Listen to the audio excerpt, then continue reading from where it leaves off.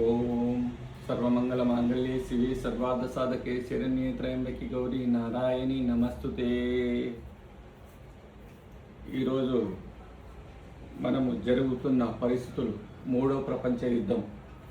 నేను రెండో వీడియోలోనే 2026లో ప్రళయం అనేది ఆ వీడియోలో చెప్పడం జరిగింది. ఫిబ్రవరి 14 నుంచి ఏప్రిల్ 14 వరకు ప్రపంచ యుద్ధం, దేశాలకు మధ్య యుద్ధం జరుగుతుంది చెప్పడం జరిగింది. అదేవిధంగా ఇప్పుడు ఇరాన్ ఇజ్రాయెల్ యుద్ధం జరుగుతుంది. 28వ తారీఖు ఇరాన్ దేశ సుప్రీం లీడర్ ఖమేనీని హతం చేయడము, అతనిపై ఇజ్రాయెల్ దాడి చేసి, అందువలన ఇది చినుకు చినుకు జడివానగా మారి మూడో ప్రపంచ యుద్ధానికి దారితీస్తుంది. మూడో ప్రపంచ యుద్ధానికి దారితీసే ఈ గ్రహాల గురించి మనము ఈరోజు తెలుసుకుందాం. పోయినసారి కూడా ఏప్రిల్ 22 నుంచి మే 12వ తారీఖు వరకు భారత్ పాకిస్తాన్ యుద్ధం జరిగింది. అందులో గ్రహాలు అప్పుడు కూడా శనితో షష్టగ్రహ కూటమి జరిగినప్పుడు ఈ యుద్ధం జరిగింది. శని, శుక్ర, బుధ, రవి, కుజు ఇవందరూ అక్కడనే కలిసి ఉన్నారు. అందుకోసము ఆ యుద్ధం జరిగింది. ఇప్పుడు కుంభరాశిలో ఎప్పుడే కానీ రావు ముస్లిం దేశాలకు వర్తింపజేసే గ్రహం రావు. ఇరాన్, ఇజ్రాయెల్, గల్ఫ్ ఆ దేశాలకు కారకుడవుతాడు రావు. కాబట్టి రావుతో రవి, కుజులు. రవి ఫిబ్రవరి 14వ తారీఖు కుంభంలో రావడం జరిగింది. రవి, శుక్ర, బుధ. తర్వాత ఫిబ్రవరి 23వ తారీఖు కుజుడు ఎప్పుడైతే ఫిబ్రవరి 23వ తారీఖు కుంభరాశిలో రావుతో కలవడం జరిగిందో అప్పుడు యుద్ధ అంచనాలు కొంచెం ఎత్తుకు పై ఎత్తు జరగడం జరిగింది. అదేవిధంగా ఫిబ్రవరి 28వ తారీఖు ఇజ్రాయిల్ ఇరాన్పై బాంబుల దాడి, క్షిపణుల దాడితో వాళ్ళ దేశ నాయకుడు సుప్రీం లీడర్ ఖమేనీని హతం చేయడము. అదేవిధంగా ఈ యుద్ధానికి ఆపరేషన్ లయాన్ రోర్ అని విజయవంతంగా చెప్పడం రొనాల్డస్. ఇప్పుడు ఇరాన్ ఇప్పుడు ఆ ప్రతీకారం తీర్చుకోవడానికి ఇజ్రాయిల్కు మద్దతు ఇచ్చే అమెరికా, అదే అమెరికా స్థావరాలైన గల్ఫ్ దేశాలు Saudi Arabia, Kuwait, Qatar, United Arab, Jordan, Bahrain దేశాలకు టార్గెట్ చేసి తన క్షిపణులను పేల్చడం జరిగింది. ఇదంతా ప్రపంచ యుద్ధం. ఒకటే కుంభరాశిలో ఈ 5 గ్రహాలు కలవడము, దానికి రావు 5వ దృష్టితో గురు చంద్రులను చూడడము 28వ తారీఖు. అందుకోసము అధికారి అంటే క్షిపణి వెళ్ళి అధికారిపై పడను. గజకేసరి యోగం అక్కడ ఉంది కాబట్టి గజకేసరి అంటే ఆ దేశ నాయకుడు అన్నమాట. అప్పుడు చనిపోవడం. తర్వాత ఇరాన్ ఇప్పుడు తర్వాత నుంచి ఇరాన్ 1వ తారీఖు 2వ తారీఖు యుద్ధం ప్రారంభించడం. 2వ తారీఖున మార్చి 2వ తారీఖు నుంచి భయంకర యుద్ధము. అదేవిధంగా ఈ యుద్ధం జరుగుతున్న ఈ కుంభరాశిలో 2వ స్థానంలో శని ఉన్నాడు. శని అది జలరాశి. శని కారకత్వాలు ఏమంటే శనికి వర్తించేవి పెట్రోల్, డీజిల్, క్రూడైల్, అదేవిధంగా ఆయిల్స్, భూమిలో దొరికే అనేక ఆయిల్స్ అన్నమాట పదార్థాలకు అధిపతి శని. కాబట్టి ముందున ఈ యుద్ధం జరుగుతుంటే మనకు ఈ పెట్రోల్ ధరలు చాలా పెరిగే అవకాశం ఉంది. పెట్రోల్ ధరలు పెరగడం వల్ల పెట్రోల్ డీజిల్ వివిధ రకాల ఆయిల్స్ ధరలు పెరగడం, అదేవిధంగా ప్రపంచంపై దాని భారము, దాని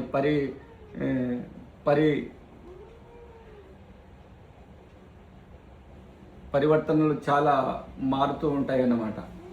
అదేవిధంగా ఇప్పుడు ఇరాన్కు ఒమేన్, రష్యా, చైనా, ఉత్తర కొరియా మద్దతు ఇస్తే, అదేవిధంగా ఇజ్రాయెల్కు అమెరికా మద్దతు ఇస్తూ, తర్వాత జర్మనీ, ఫ్రాన్స్, బ్రిటన్ కూడా ఇజ్రాయెల్ అమెరికాకు మద్దతిస్తున్నాయి. కాబట్టి ఇది మూడో ప్రపంచ యుద్ధంగా మారే అవకాశం ఉంది. ఈ యుద్ధము సుమారు 60 రోజులు జరిగే అవకాశం ఉంది. దాంతో ప్రపంచవ్యాప్తంగా మూడో ప్రపంచ యుద్ధంగా, మొదటి ప్రపంచ యుద్ధం 1914, రెండో ప్రపంచ యుద్ధం 1939, మూడో ప్రపంచ యుద్ధము 2026లో ప్రారంభమయ్యే సూచనలు చాలా ఎక్కువగా ఉన్నాయి. ఎందుకంటే ఇప్పుడు గల్ఫ్ దేశాలు ఇజ్రాయెల్కు మద్దతు, గల్ఫ్ దేశాలపైన టార్గెట్ చేస్తూ యుద్ధం చేస్తుంది ఇరాన్. అదేవిధంగా ఇరాన్కు ఒకసారి రష్యా, చైనా మద్దతు ఇస్తే ఇది భయంకరంగా యుద్ధం మారే అవకాశం ఉంది. సుమారుగా 60 రోజులు భయంకరంగా జరిగి, తర్వాత ఇంకా 30 రోజులు జరుగుతూ ఎప్పుడు వరకు అంటే, ఇప్పుడు రవి ఇక్కడ ఫిబ్రవరి 14 నుంచి మార్చి 13 వరకు ఉంటారు. మార్చి 14 నుంచి ఏప్రిల్ 13 వరకు మీనరాశిలో ఉంటాడు. కాబట్టి మే తారీఖు మేషంలో ప్రవేశిస్తాడు రవితో పాటు కుజుడు కూడా ఇక్కడ వెళ్ళి ఈ రవిలను ఎప్పుడైతే దాటుతాయో ఈ గ్రహాలన్నీ, అంతవరకు ఈ యుద్ధము జరుగుతూనే ఉంటుంది. ఈ యుద్ధము చమురు ధరలు విపరీతంగా పెరిగే అవకాశం ఉంది. దానిపై అన్ని వస్తువుల ధరలు పెరిగే అవకాశం ఉంది. స్టాక్ మార్కెట్లు కూడా చాలా విపరీతంగా నష్టపోయే అవకాశం ఉంది. ఇరాక్ యుద్ధము 1980 నుంచి 1987 వరకు జరిగింది. అప్పుడు కూడా ఆ గ్రహ కూటమి అదే విధంగా ఉండేది. ఇప్పుడు కూడా ఇరాన్ గ్రహ కూటమి ఇదే విధంగా ఉంది అన్నమాట. ఈ గల్ఫ్ దేశాల యుద్ధము మూడో ప్రపంచ యుద్ధానికి ఖచ్చితంగా దారి తీస్తుంది. ముందున ఇప్పుడు మార్చి 3 నుంచి, ఇప్పుడు చంద్రగ్రహణం కూడా మార్చి 3న ఉంది. ఇప్పుడు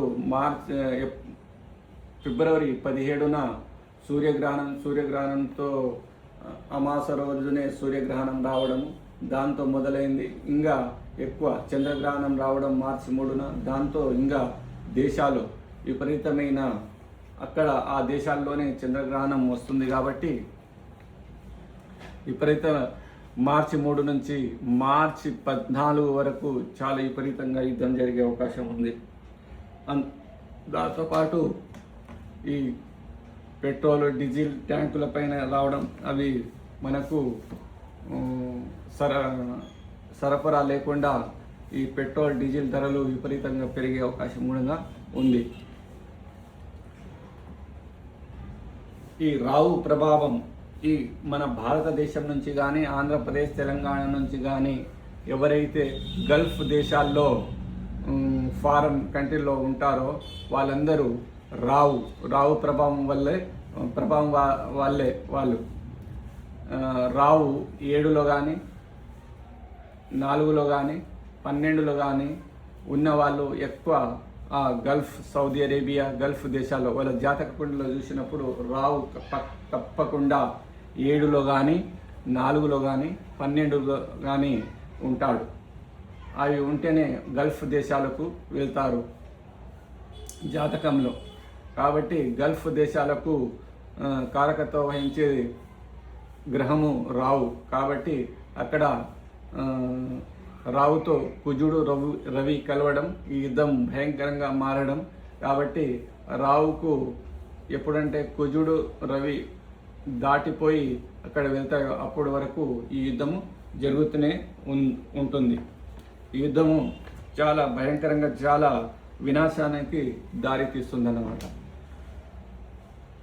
ప్రపంచానికి కూడా మూడో ప్రపంచ యుద్ధంగా మారి చరిత్రలో నిలిచిపోతుంది ఈ యుద్ధము.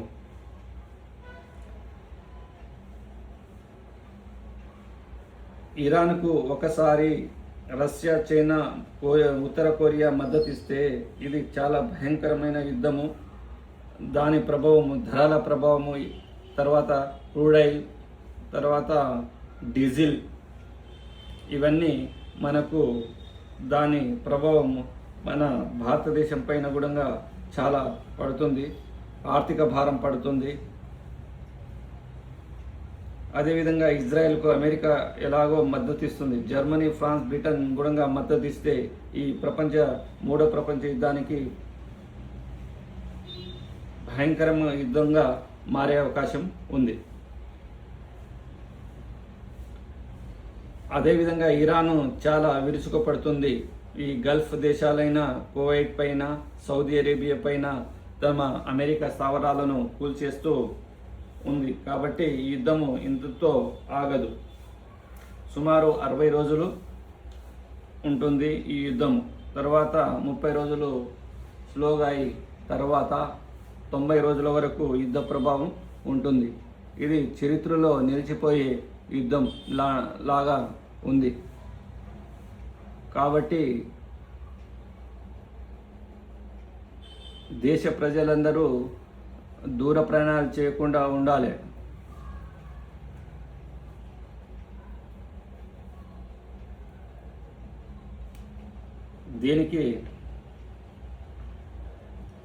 దీనికి ఆపరేషన్ లయన్ రోర్ అని తీవ్ర రూపం దాల్చేలా కనిపిస్తుంది.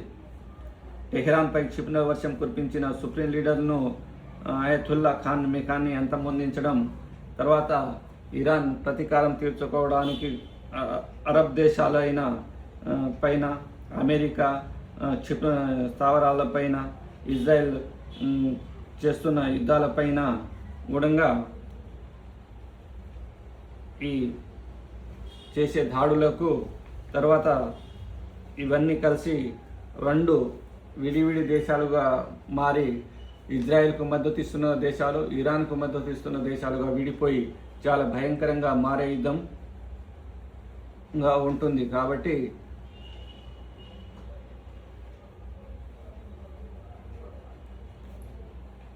జాతకంలో స్పష్టంగా కనిపిస్తుందన్నమాట యుద్ధాలు ఎప్పుడు జరుగుతాయి అనేది. నేను నవంబర్లోని సెకండ్ వీడియోలో ప్రళయం అనే వీడియోలో చెప్పడం జరిగింది. అది చూస్తే మీకు అర్థమవుతుంది.